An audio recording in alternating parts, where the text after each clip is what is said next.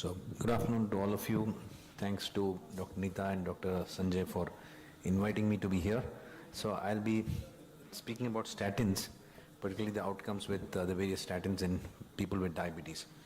And we all know that cardiovascular disease is the major problem in people with diabetes, and Jocelyn almost a century back said this, that with excess of lipids, diabetes starts, and with that itself patients develop various complications and die because of atherosclerosis. So it is quite evident that we need to look at this aspect and try to understand the various risk factors which are contributing to atherosclerosis and contributing to the vascular disease. As you can see in this cartoon, you can see the progression from the risk factors to the development of atherosclerotic plaque, then leading to a vascular event. So if you look at the prevalence of dyslipidemia, we look at the major causes of death in people with diabetes. We see that ischemic heart disease remains as the most important cause, contributing to almost more than, different studies have shown varying from 50 to 75%. And as you can see here, that remains the major cause for morbidity and mortality in patients with diabetes. And if you look at the prevalence of dyslipidemia, we see that the prevalence is to the tune of, this is not diabetics alone, this is in the general population. If you see the prevalence of dyslipidemia, it is probably 40% in overall, but males tend to have a higher prevalence as compared to females. But if you look at diabetics, you see that diabetics tend to have a much higher prevalence of dyslipidemia. And if you look at the LDL cutoff of 100, you find that there is a significant number of people with dyslipidemia amongst the diabetics. And we have very good data from the ICMR INDAB study, which has also shown that almost 85% of individuals have either one form of dyslipidemia, that is either elevated LDL cholesterol, or is it the elevation of triglycerides, or low HDL cholesterol. The low HDL being probably the commonest abnormality that is identified. So statins have been the buzzword in the sense in the management of dyslipidemia for several years now, maybe about 3 decades, more than 3 decades now, that statins have been used. And if you look at the mechanism of action of various lipid lowering medications, we see that statins act at the HMG-CoA reductase, where they inhibit the HMG-CoA reductase. We have newer molecules like bempedoic acid, which is inhibiting more proximal ATP citrate lyase, and then we have the PCSK9 inhibitors, and we have all these other agents that are being developed. So over the years, if you look at the outcomes data with the use of statins, as you can see, whether it is primary prevention or secondary prevention, you can clearly see that primary prevention, you had studies like the Voskov study, we have AFCAB study, the statin used also is mentioned in this figure, and the ASCOT trial. All these trials have clearly shown that even in primary prevention, they work well in terms of reducing the cardiovascular outcomes. And if you look at the secondary prevention, the impact is even greater, because we know that people with cardiovascular disease have a much higher risk of recurrent events amongst the patients with diabetes. So if you look back at what the NCP goals were about almost 20 years back, this is 2004, there they had suggested that less than 100 should be the goal for high-risk individuals. And there itself they had suggested an optimal goal of 70, and a moderately high risk is patients with diabetes with one more risk factor. They considered 130 as the cutoff, or targeting the LDL to less than 130, and those with lower risk, that is non-diabetics or with one cardiovascular risk factor, they suggested 160 as a cutoff. But over the years, if you see, there has been a change in the understanding about the goals of statin therapy. As you can see, this is from the 2018 AHA-ACC algorithm, where they have suggested that for primary prevention, you need to look at a LDL target of, LDL level of more than 190 to start statin in all classes of a class 2 indication. class 1 indication to start statin in all those with a LDL of more than 190. Those with diabetes, they have suggested those with diabetes more than 40 years, all of them should be on statin.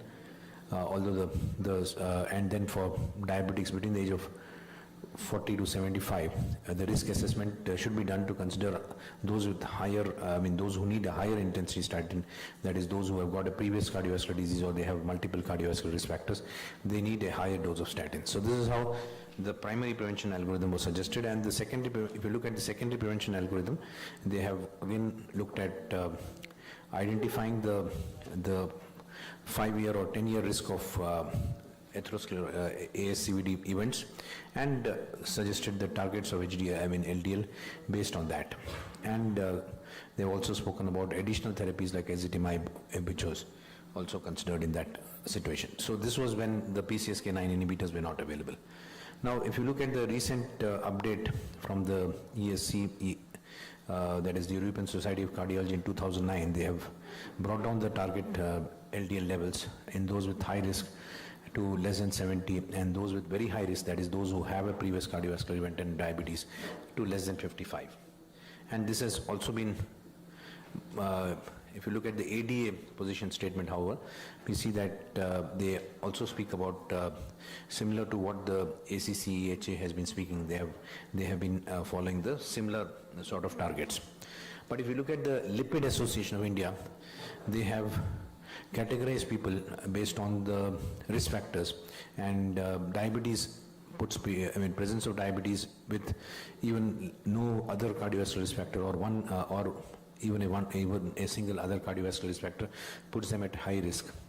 And these are the individuals who are at high risk, and those who have more than 2 other cardiovascular risk factors, they come into the very high risk category, and those with previous events come in the extremely high risk category. And the targets that they have suggested is that with diabetes without ASCVD, when there is no target organ damage and less than 1 other cardiovascular risk factor, that is no other cardiovascular risk factor, they still suggest a target of LDL of less than 70, with 2 more cardiovascular risk factors, additional 2 cardiovascular risk factors other than diabetes, they put them in a very high risk category and suggested a target of less than 50.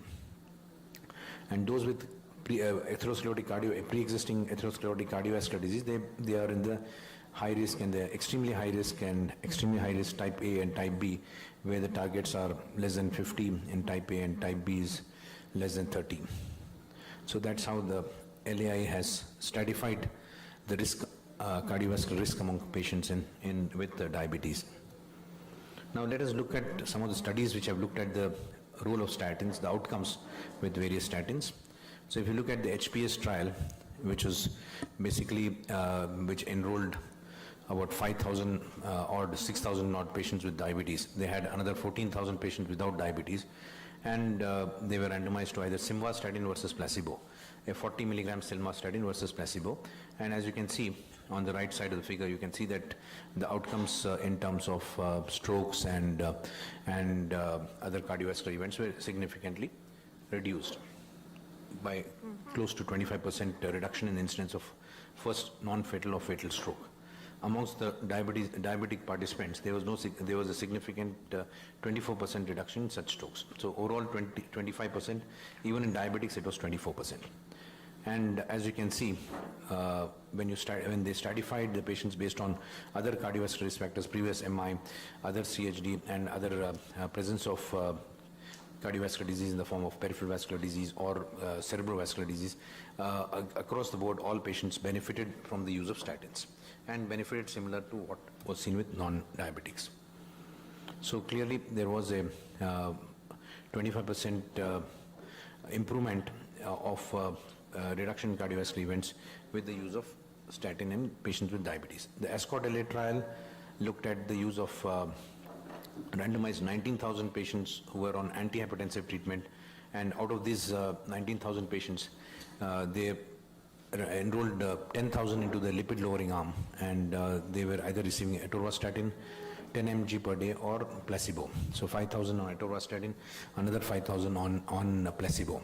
And again, you see that there was a 24% reduction in the the risk of fatal and non-fatal strokes were reduced by 33% amongst those with diabetes and by 24% in those without diabetes after atorvastatin treatment. So patients with diabetes tended to get a better result in this trial with the use of atorvastatin 10 mg per day. And atorvastatin was clearly shown to have this benefit. Now, another important trial of that time, I mean, about a decade, more than a decade old trial, is the CARDS trial, which actually changed our thinking about the use of statins, because till that time the target LDL was kept at 130. And in this trial, they have enrolled patients with LDL cholesterol levels between 100 to 130 and found who were otherwise not indicated to have a statin, and in that group also they found that there was a significant benefit with the use of 10 mg of atorvastatin. So 1400 patients randomized to atorvastatin versus placebo. The standard of care that time was not to treat them between 100 to 130, but with the treatment there was a 37% reduction in incidence of major cardiovascular events, 48% reduction in the risk of stroke, and 32% reduction in acute cardiovascular endpoints. So this is probably one of the trials which changed our thinking about the use of statins in people with diabetes. So clearly there was a benefit in terms of the primary endpoints, the stroke, the secondary endpoints like death from any cause and any acute cardiovascular disease event. Then we have the Jupiter trial, which is again a primary prevention trial with rosuvastatin. Using 20 mg of rosuvastatin as against placebo, there was a 44% reduction in the risk of the composite primary endpoint, which is cardiovascular disease. So here what we clearly see, this was a trial which did not include patients with diabetes. So this was in patients without diabetes, and you found that there was a 44% reduction in the incidence of cardiovascular events.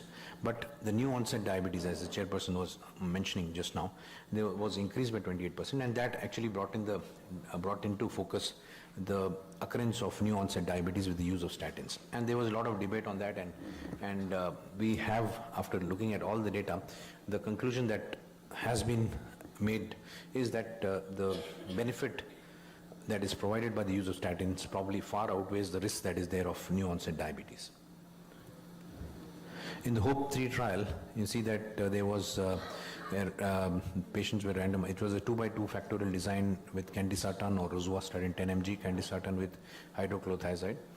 And here again, there was a 24% reduction with 10 milligrams of rosuvastatin. There was a 24% reduction in the first co-primary outcome. And the second co-primary outcome of CV death, MI, stroke, cardiac arrest, revascularization, and heart failure also came down by 25%, clearly showing the benefits of rosuvastatin in this group. Treatment with rosuvastatin 10 mg per day resulted in significantly lower risk of cardiovascular events than placebo in intermediate risk ethnically diverse population without cardiovascular disease. So now looking at another statin which is coming to the market recently, that is the pitavastatin. So this is, although not been extensively studied, but a few studies which are there have shown that there is probably less of glycemic disturbance with the use of this statin as compared to atorvastatin or even pravastatin. So amongst the older statins, pravastatin had the lowest risk of new onset diabetes, and when you look at pitavastatin, that risk was found to be almost not increased with the use of pitavastatin. So it did not increase fasting blood glucose or HbA1c in people with diabetes, unlike atorvastatin. And the live study, which was a 2-year follow-up of pitavastatin therapy in type 2 diabetes with about 300 patients, showed that there was a stable HbA1c of remaining at the same level or even coming down to a small extent. So there was in long-term therapy also up to 2 years, there was no increase in the HbA1c, and so therefore it may be a good option in patients with type 2 diabetes. There's another study called the J-Predict study, which had 1,200 patients who had IGT and who were treated with pitavastatin as compared to. So this was the only large-scale prospective study to evaluate the effect of statin therapy on new onset diabetes in patients with impaired glucose tolerance. And amongst this, the primary endpoint was the percentage of patients developing new onset diabetes. And what we saw in this study was that there was, after almost 60 months of use of pitavastatin, there was a lower incidence of new onset diabetes in the group that was treated with pitavastatin as compared to the control group. So it significantly reduces new onset diabetes by 18% in IGT patients. So if you look at a meta-analysis, now having looked at these individual studies, if you look at a meta-analysis of all studies, what we see is that a 40 milligram reduction in LDL brings down the major cardiovascular events by 22%, coronary revascularization by 25%, 21% reduction in strokes, and major vascular events by 21%. And this is data from pooled data from 18,000 odd patients with diabetes versus 71,000 patients without diabetes in 14 randomized trials of statins. So statin therapy can clearly reduce cardiovascular events in patients with diabetes, without even those without CVD. Now, if you look at the comparative effect of statins, of the various statins on lipid parameters, you can see here that rosuvastatin is probably the one which has the maximum effect on in terms of LDL lowering, has a very good effect on ApoA1, ApoB, but also, if you look at the triglyceride lowering, probably it was best with lovastatin, then followed by rosuvastatin, atorvastatin at lower than that. And if you look at, this is a comparative statement of the efficacy of various statins through a network meta-analysis of various studies. So just a word about the new onset diabetes with statins. We clearly know that that this is a this is something which happens for sure. The predictors of new onset diabetes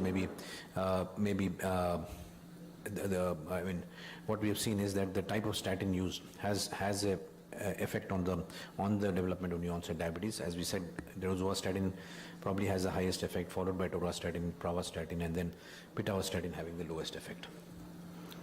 And high-dose atorvastatin therapy led to new onset diabetes in some patients in this trial, which was trying to identify predictors of new onset diabetes. Higher dose of statin, the higher is the risk of new onset diabetes. This is clearly seen from a meta-analysis of all the statin studies. And 12% higher diabetes risk with intensive dose versus moderate dose. So in spite of this, statins continue to be the first-line agents for diabetic dyslipidemia because of the fact that they are providing a significant benefit in terms of reducing the cardiovascular events by almost 30%. So I think with that I'll conclude. I thank you all for the patient hearing.